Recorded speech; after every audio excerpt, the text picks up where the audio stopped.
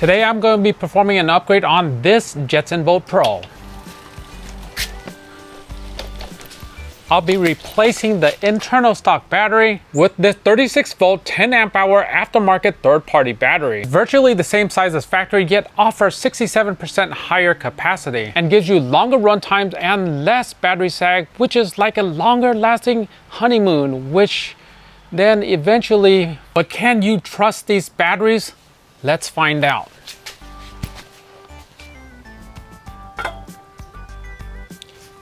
£3 and 9 ounces.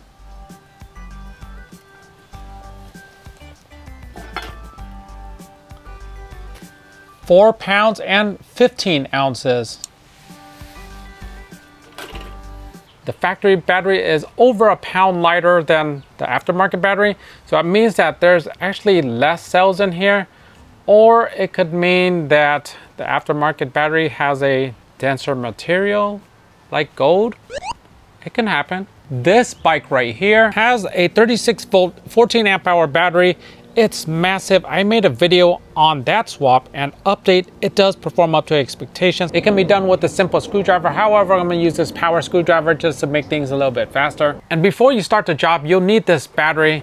You'll need this adapter, so Dean's to XT60, and you'll need one more item, which I'll show later in the video. It'll make more sense. When you pry these rubber stoppers, best to take note of which goes where because they're slightly different.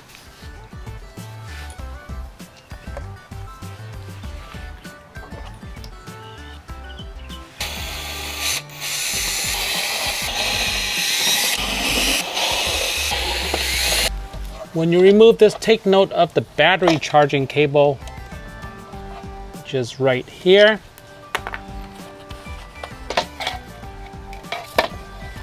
Unplug it right away. The first thing you need to do is remove the power. Mine is tied up right here, so I'm just going to carefully cut this.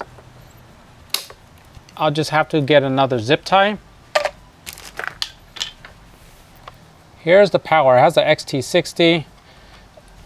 Unplug it. These are the 4 screws you'll have to remove. These brackets are slightly different, as you can see, so just keep track of them. Before I remove this battery, the goal is to get this XT60 connector with this new battery, and that's why we have this adapter. So we'll plug this in right here, and the battery is going to sit in here something like this, right? Well, slight problem. The charging port is right here. So now we have 2 options. All right, let's remove this and I will show you the easiest option. The easiest option is just to have the charger sticking out of this little hole right here and the battery sitting in here. But the problem is that it's not going to reach. That's not that big of a problem. You just get an extension cord. This one is a long extension cord. I got it because I have future videos to do, and you would plug it through here and then plug it right in here. Seat the battery, pull through the cable, neatly roll up excess wiring. You can discard this cable right here because you won't be using it anymore. And now this is your new charging port right here. Put everything back. Screw everything back and you're done. But being the Karen that I am, that's a little bit too easy. I want this charging port to work, so I made this cable right here. This cable is going to route this charger right here, and this is the charging port, and it routes it out to the OEM Jetson charging port. You see? It goes right out to here, and now this charging port is working again. There isn't going to be anything sticking out right here. It looks completely OEM. Yes, this is extra work. What we're gonna do is we're gonna copy this from the original battery, red and black. And so these pieces from this kit right here, they come already attached in 2 separate pieces. We don't need this one, only this one. So the red is going to be on this left side, black is going to be on the right. All right, I'd like to start with a clean head. And I'm gonna strip it. Not a lot, this is probably 3 millimeters. Just a tiny bit.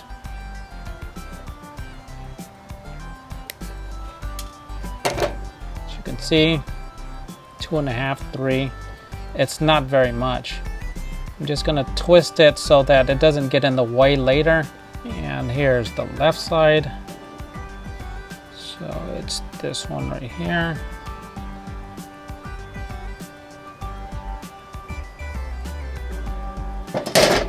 You can see it's holding the sleeve really tight.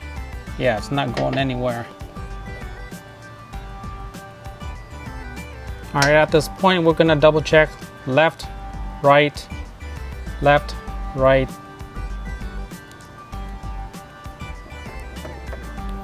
There you go, you just need to grab it with the pliers and then push it.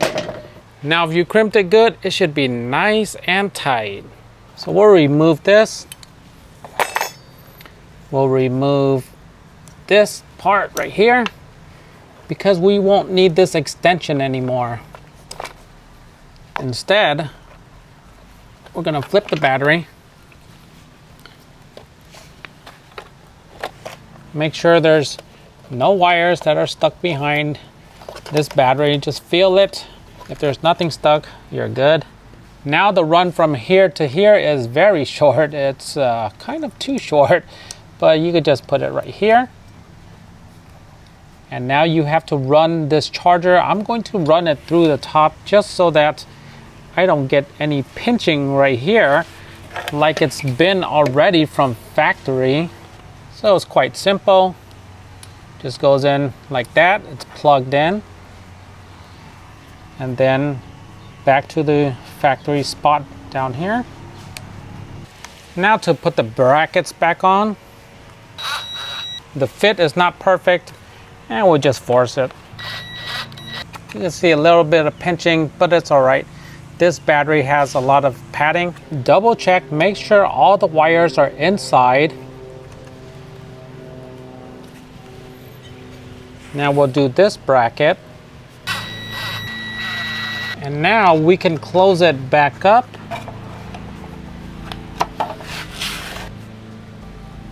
Okay, from here on out, you just put the screws back in.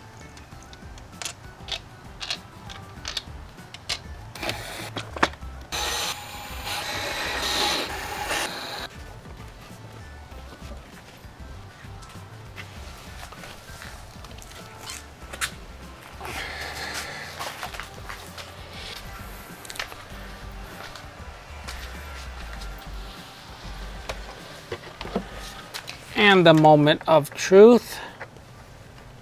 There we go, it is charging. This bike is ready to go with an extra 60% capacity, and I don't think that upgrade was too difficult. The cost of the battery, it's something to take note.